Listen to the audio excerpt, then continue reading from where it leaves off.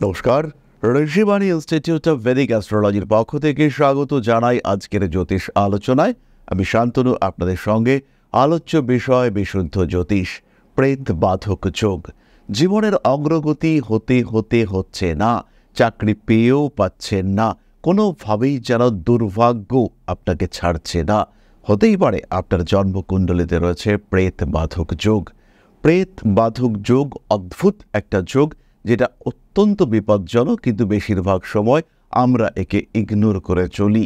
কিভাবে হয় এই প্রেত বাধক যোগ, কি হয় এই যোগের ফলাফল, কিভাবে আমরা করতে পারি এই যোগের প্রতিবিধান, এই সমস্ত বিষয় নিয়ে দীর্ঘ আলোচনায় আজকে আমি আপনাদের সঙ্গে রয়েছেন মিথুন রাশি, মিথুন লগ্নের মানুষজন। কালপুরুষের তৃতীয় রাশি মিথুন, বুধের দ্বারা প্রভাবিত এই রাশি অত্যন্ত চঞ্চল এবং শিখন ক্ষমতা সম্পন্ন। তারা শিখতে ভালোবাসে, তারা জানতে ভালোবাসে, তাদের লার্নিং এবিলিটি অন্যদের থেকে অনেক অনেক বেশি। এই মিথুন রাশি, মিথুন লগ্নের মানুষদের জন্য প্রেত বাধক যোগ কি হতে পারে, কিন্তু তার আগে জানতে হবে বাধক যোগ বিষয়টি কি। জ্যোতিষশাস্ত্রে বাধক কনসেপ্টটা একটু ডিফারেন্ট। চর রাশির ক্ষেত্রে একাদশ ভাব বা অধিপতি, স্থির রাশির ক্ষেত্রে নবম, আর দত্তক রাশির ক্ষেত্রে সপ্তম ভাব বা অধিপতি, তিনি হলেন বাধক। অর্থাৎ মিথুন রাশি, মিথুন লগ্নের মানুষদের জন্য বাধক হলো ধনুর অধিপতি দেবগুরু বৃহস্পতি। এই বৃহস্পতিকে আমরা বাধক গ্রহ এবং ধনুকে আমরা বাধক রাশি হিসেবে ট্রিট করব। এই দেবগুরু বৃহস্পতি তিনি যদি কোনোভাবে অ্যাফ্লিক্টেড হন রাহু, শনি, কেতু ইত্যাদি গ্রহের দ্বারা, সেই ক্ষেত্রে কিন্তু সৃষ্টি হবে প্রেত বাধক যোগ। এই প্রেত বাধক যোগের উৎপত্তি বা এই যোগের সম্পর্কে কিছু কথা আমরা বৃহৎ পরাশরী হোরাশাস্ত্রে পেয়ে থাকি। আমরা জেনে নিই শাস্ত্র কি বলছে এই প্রেত বাধক যোগ সম্পর্কে। বৃহৎ পরাশরী হোরাশাস্ত্র বলছে, সংযুক্তে রাহু কেত্বাভ্যম পাপ গ্রহ যুক্তি অথবা দোষো ভবতি তশান্তে প্রেত বাধা প্রজায়তে। অর্থাৎ যখন রাহু কেতু পাপ গ্রহ দ্বারা যুক্ত বা দৃষ্ট হয়, তখন জাতকের জীবনে গুরুতর বাধা সৃষ্টি হয়। এর ফলে সৃষ্টি হয় প্রেত বাধা। সুতরাং রাহু কেতু শনি প্রভাবিত বাধক যোগ, তাকে আমরা বলবো প্রেত বাধক যোগ। আমরা জেনে নেব জাতক পারিজাত কি বলছে। জ্যোতিষশাস্ত্রের প্রামাণ্য গ্রন্থ জাতক পারিজাত বলছে, রাহু কেতবা সহস্থানে পাপ দৃষ্টি অথবা ভবেত গুরুহীন মনুষ্যস্য প্রেত বীরা প্রজায়তে। যদি রাহু এবং কেতু পাপ গ্রহের সঙ্গে একই স্থানে থাকে অথবা পাপগ্রহের দৃষ্টি পায় এবং সেই স্থানে গুরু বা বৃহস্পতির কোনো রকম শুভ প্রভাব না থাকে, গুরুহীন মনুষ্যস্য, যদি বৃহস্পতির শুভ প্রভাব না থাকে, গুরু যদি সহায় না হন, সেই ক্ষেত্রে জাতক এই প্রেত বাধক যোগের শিকার হয়। লিঙ্গ পুরাণ বলছে, রাহু কেতুশ্চ সংযোগে শনিনাথ চ মঙ্গলে ভবেত প্রেত সমায়ুক্তং জনং ত পরিবর্জয়েত। অর্থাৎ যে জন্মকুণ্ডলিতে রাহু কেতু শনি মঙ্গল কাছাকাছি অবস্থায় থাকে, যোগ সৃষ্টি করে, সেই ব্যক্তি এই প্রেত যোগে আবদ্ধ হয় বা আক্রান্ত হয়।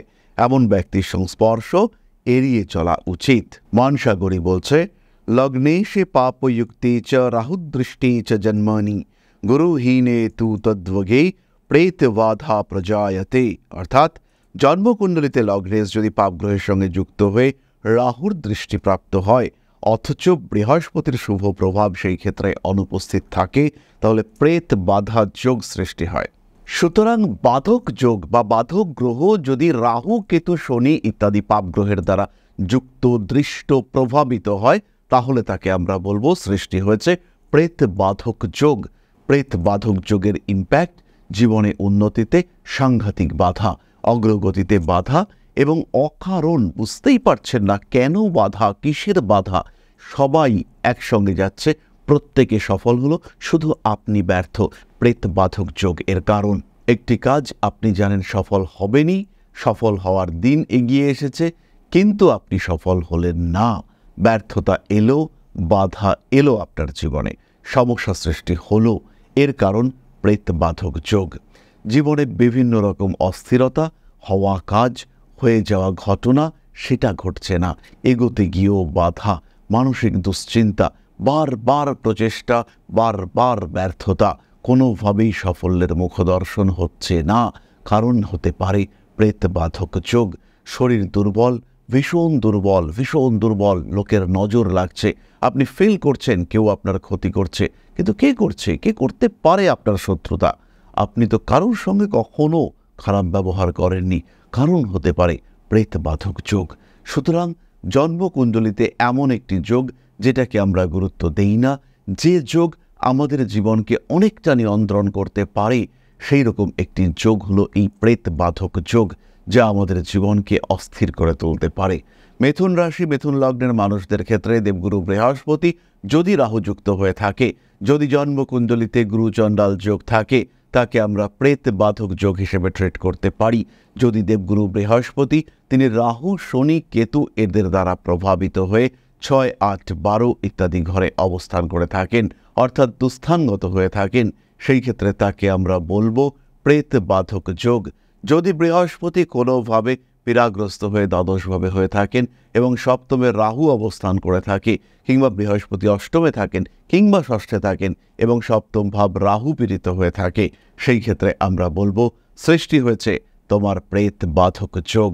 মিথুন রাশি, মিথুন লগ্নের মানুষদের জন্য হাসি কেড়ে নিতে পারে এই প্রেত বাধক যোগ।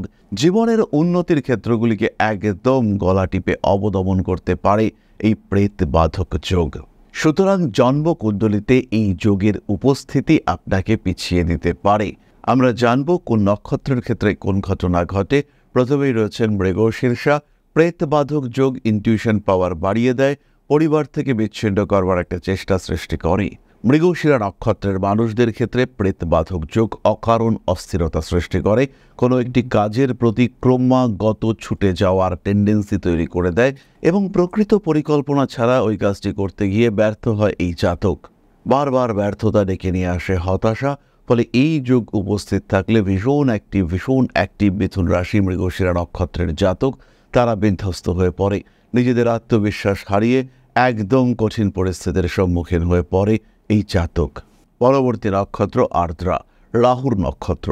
প্রেত বাধক যোগ বিভিন্ন ক্ষেত্রে এগিয়ে দেয়, যেমন পড়াশুনোর ক্ষেত্রে জাতক ভীষণ ভালো হয়, বেশিরভাগ ক্ষেত্রে এই জাতক ক্লাসের মধ্যে স্ট্যান্ড করতে দেখতে পাওয়া যায়, কিন্তু আলটিমেট সাকসেসের সময়, এক্স্যাক্ট সেই পরীক্ষার সময় যে পরীক্ষার জীবনে একটা দাগ সৃষ্টি করতে পারে, সেখানে গিয়ে জাতক ব্যর্থ হয়। ক্লাসের পরীক্ষায় ভীষণ ভালো রেজাল্ট, কিন্তু ফাইনাল পরীক্ষা মাধ্যমিক সেইখানে গিয়ে জাতক ব্যর্থ হয়ে পড়ে। সেই ক্ষেত্রে জাতকের দেখতে পাওয়া যায় গ্রোথ রেট ভীষণ কম। চাকরির পরীক্ষার পর মক টেস্ট হচ্ছে, জাতক সেখানে ফার্স্ট, কিন্তু যখন এই জাতককে চাকরির এক্স্যাক্ট এক্সাম দিতে হবে, যখন জাতক গিয়ে কম্পিটিটিভ এক্সামে বসছে, সেই সময় জাতক ব্যর্থ হয়ে ফিরে আসছে। অন্য মানুষকে পরামর্শ দেওয়ার সময় পারফেক্ট, কোনো ভুল নেই, ভীষণ রকম গ্রোথ, ভীষণ গেইন হচ্ছে, কিন্তু আলটিমেটলি যখন নিজের ক্ষেত্রটিকে আইডেন্টিফাই করতে হচ্ছে, যখন নিজের উপস্থিতি, নিজের অস্তিত্বকে একটা জায়গা, একটা মান্যতা দিতে হচ্ছে, তখন জাতক ব্যর্থ। যখন সেই পরীক্ষা আসছে, যখন সেই অবস্থা আসছে, নিজের জন্য স্টক খুঁজতে হচ্ছে, জাতক ব্যর্থ। প্রপার টাইমিংয়ে ব্যর্থ অথবা সিলেকশনে ব্যর্থ, গণ্ডগোল হচ্ছে। বিবাহিত জীবনে বহু দেখাশোনা করে একজনকে পাত্র বা পাত্রে সিলেক্ট করা হলো, সর্বগুণ সম্পন্ন, সব দিক থেকে ভালো এই মানুষটিকে একদম ভগবানের কাছে মানত করে পাওয়াও গেল, কিন্তু তারপরেই দেখা গেল এই মানুষটির চরিত্র ধীরে ধীরে বদলাচ্ছে। কারণ হতে পারে আপনার কুণ্ডলীর প্রেত বাধক যোগ। পরবর্তী নক্ষত্র পুনর্বসু। প্রেত বাধক যোগ ইমোশনাল করে তোলে। প্রেত বাধক যোগ ভুল ডিসিশন নিতে বাধ্য করে। জন্মকুণ্ডলিতে এই যোগের উপস্থিতি এডুকেশনের ক্ষেত্রে পিছিয়ে দেওয়ার চেষ্টা করে। বিশেষ করে জাতক কনফিউজড হয়ে যায় যখন তাকে সঠিক কোনো সিদ্ধান্ত গ্রহণ করতে হবে। জাতক কনফিউজড হয়ে যায় কখন তাকে কি করতে হবে এগুলো ডিসিশন নেওয়ার ক্ষেত্রে। জাতক কনফিউশনের মধ্যে পড়ে কোনো বিশেষ বিষয়ে শিক্ষা গ্রহণ করবার ক্ষেত্রে, নিজের অস্তিত্বকে উপলব্ধি করবার ক্ষেত্রে জাতক কনফিউজড হয়ে যায়। সুতরাং প্রেত বাধক যোগ জাতকের জন্য কিন্তু বেশ কঠিন একটি যোগ। মিথুন রাশি, মিথুন লগ্নের মানুষদের ক্ষেত্রে যদি এই প্রেত বাধক যোগ থাকে, সেই ক্ষেত্রে এর প্রতিকার হলো ক্রমাগত পিতৃতর্পণ, ক্রমাগত পূর্বপুরুষের তর্পণ, যাতে পূর্বপুরুষের আত্মা তারা মুক্তিপ্রাপ্ত হতে পারেন, যাতে পূর্বপুরুষের আত্মার সদ্গতি হয়, পূর্বপুরুষের আত্মা যাতে তৃপ্ত হতে পারেন। প্রেতবাধক যোগ যদি কুণ্ডলিতে উপস্থিত থাকে, সেই ক্ষেত্রে হনুমান মন্দিরে ক্রমাগত পুজো দেওয়া, সেটাও কিন্তু এই যোগের অনেকটা নিরাময় করতে সক্ষম। এরই সঙ্গে সঙ্গে মিথুন রাশি বা লগ্নের মানুষরা নৃসিংহ অবতারের পুজো করতে পারেন, সেই ক্ষেত্রেও আপনার প্রেত বাধক যোগ কিন্তু নিষ্ক্রিয় হবে। যাই হোক, আমরা চলে আসব আলোচনার পরবর্তী পর্যায়ে, অর্থাৎ আপনাদের প্রশ্নে জ্যোতিষের উত্তর। তবে তার আগে ছোট্ট একটি বিষয় আপনাদের সঙ্গে শেয়ার করতে চাইব। পরম ব্রহ্ম মিলন মঠ ও সেবাশ্রম অধ্যাত্ম, সেবা এবং প্রকৃতি পূজনে সম্পূর্ণ নিয়োজিত একটি সংস্থা। সম্পূর্ণ স্বেচ্ছাসেবী এবং সমাজ কল্যাণমূলক এই সংস্থা আমরা এগিয়ে চলেছি মানুষের পাশে দাঁড়ানোর লক্ষ্যে। এই প্রসঙ্গে দীর্ঘদিন ধরেই আমরা বিভিন্ন এলাকায় বেশ কিছু কাজ করে আসছি। আপনাদের সহযোগিতা, আপনাদের পাশে দাঁড়ানো, আপনাদের হাতে হাত মিলিয়ে এগিয়ে নিয়ে আসার চেষ্টা, আপনাদের সহযোগিতা, আপনাদের পাশে দাঁড়ানোর প্রয়াস, এই সমস্ত কিছুই আমাদেরকে এগিয়ে নিয়ে চলেছে। আমাদের পাথেয় হয়ে উঠেছে আপনাদের ভালোবাসা। বিগত বেশ কিছুদিন ধরেই আমরা বিভিন্ন অনগ্রসর এলাকায় কাজ করে চলেছি। কখনো আমরা শিশুদের মধ্যে শিক্ষা উপকরণ বিতরণ করেছি, কখনো আমরা পুজোর পোশাক বিতরণ করেছি, কখনো তাদের খাদ্যের ব্যবস্থা করেছি। আমরা কন্টিনিউয়াসলি তাদের পড়াশুনোর জন্য 2টি ফ্রি কোচিং সেন্টার শুরু করেছি। তাদের মধ্যে ক্রিয়েটিভ অ্যাক্টিভিটিগুলিকে জাগ্রত করবার জন্য সম্পূর্ণ বিনামূল্য একটি নৃত্য শিক্ষা প্রশিক্ষণের ব্যবস্থা, সেটা আমরা করতে সক্ষম হয়েছি। এবং এই প্রত্যেকটি পদক্ষেপেই আমরা পেয়েছি আপনাদের সঙ্গ, আমরা পেয়েছি আপনাদের সহযোগিতা, আমরা পেয়েছি আপনাদের ভালোবাসা। আমরা শীতকালে কম্বল বিতরণ করেছি, আমরা মায়েদের মধ্যে খাদ্য উপকরণ, পুষ্টি উপকরণ বিতরণ করেছি, আমরা বিতরণ করেছি ডেঙ্গুর সময় প্রচুর মশারি। এই প্রত্যেকটি কাজেই আপনারা ছিলেন আমাদের পাশে। বর্তমানে মানুষের ভালোবাসায় আমরা ধীরে ধীরে আরেকটু বড় হয়ে উঠছি। এই অবস্থায় বর্তমান পরিস্থিতিতে এই কাজগুলিকে আরো এগিয়ে নিয়ে যাওয়ার জন্য, সুষ্ঠুভাবে করবার জন্য প্রয়োজন একটি পরিকাঠামো। তাই আমরা চিন্তাভাবনা করছি একটি আশ্রম ফরমেশনের, এবং এর জন্য প্রয়োজন জমি, এর জন্য প্রয়োজন পরিকাঠামো। তাই যারা আমাদের সাবস্ক্রাইবার রয়েছেন, যারা আমাদের ভিউয়ার রয়েছেন, যারা আমাদের ফলোয়ার রয়েছেন, যারা আমাদেরকে ভালোবাসেন, যারা আমাদের পাশে থাকেন, প্রত্যেকটি সহানুভূতিশীল মানুষের কাছে আমাদের অনুরোধ, সাধ্যমতো সামান্য পরিবারে আপনারা এগিয়ে আসুন। বিন্দু বিন্দুতে সম্পূর্ণ হবে সিন্ধুর গঠন, তৈরি হবে পরম ব্রহ্মমিলন মঠ ও সেবাশ্রমের পরিকাঠামো। তাই যারা বিভিন্ন সময় বিভিন্ন অবস্থায় মানুষের পাশে গিয়ে দাঁড়ান, যারা প্রকৃতিকে ভালোবাসেন, যারা জীবনকে এগিয়ে নিয়ে যাওয়ার পথে অন্যকে সাহায্য করতে পছন্দ করেন, সেরকম প্রত্যেকটি মানুষের কাছে আমাদের সাধারণ অনুরোধ, আমাদের এই মহৎ উদ্দেশ্যকে সফল করে তুলবার জন্য যতটুকু সম্ভব, যতটুকু সাধ্য, অবশ্যই এগিয়ে আসুন, বাড়িয়ে দিন সামান্য সহযোগিতার হাত। অধ্যাত্ম, সেবা এবং প্রকৃতি পূজনের এই মহান কর্মে, মহান ব্রতে ব্রতী হয়েছি আমরা। আমাদের সঙ্গে হাতে হাত মিলিয়ে আপনারাও যতটুকু সম্ভব এগিয়ে আসুন। সবার প্রচেষ্টায় এই বিরাট কর্মযজ্ঞ সাফল্যমণ্ডিত হবে। সবাইকে জানাই অগ্রিম ধন্যবাদ।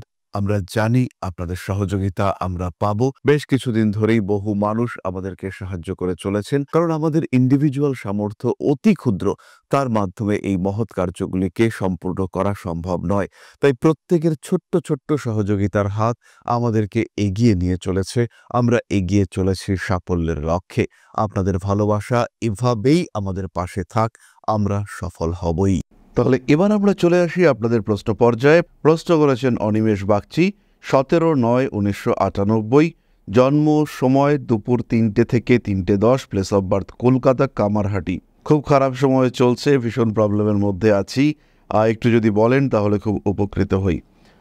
অনিমেষ, প্রথমেই বলি, চাকুরি পরিবর্তনের একটা সম্ভাবনা রয়েছে। চাকুরি তোমার আলটিমেট প্রফেশন, সেই চাকরিটা চেঞ্জ হতে চলেছে এবং এর ফলে তোমার অবস্থা, ফিনান্সিয়াল কন্ডিশন, এটা অনেকটা ভালো হতে দেখতে পাওয়া যাবে। ম্যারিড লাইফ, রিলেশনশিপ নিয়ে অস্থিরতা থাকবে, মানসিক দিক থেকে ভেঙে পড়ার একটা টেন্ডেন্সি দেখতে পাওয়া যায়। সিলেকশনে গণ্ডগোল রয়েছে তোমার জীবনের ক্ষেত্রে। পারিপার্শ্বিক পরিস্থিতি কিছুটা জটিল হয়ে উঠতে পারে, মানসিক দিক থেকে কিছুটা চাপ আসতে পারে, কিন্তু কনসেন্ট্রেট করো, তুমি তোমার কাজের সেক্টরে উন্নতি আসবেই। পুরুষ মানুষদের ক্ষেত্রে জীবনের অন্যতম উদ্দেশ্য তার কর্ম এবং অর্থ উপার্জন। তুমি সেখানে কনসেন্ট্রেট করবার চেষ্টা করো, অন্যান্য দিকগুলিকে পাশে সরিয়ে রেখে উন্নতি আসছেই ভরসা রাখতে পারো তুমি।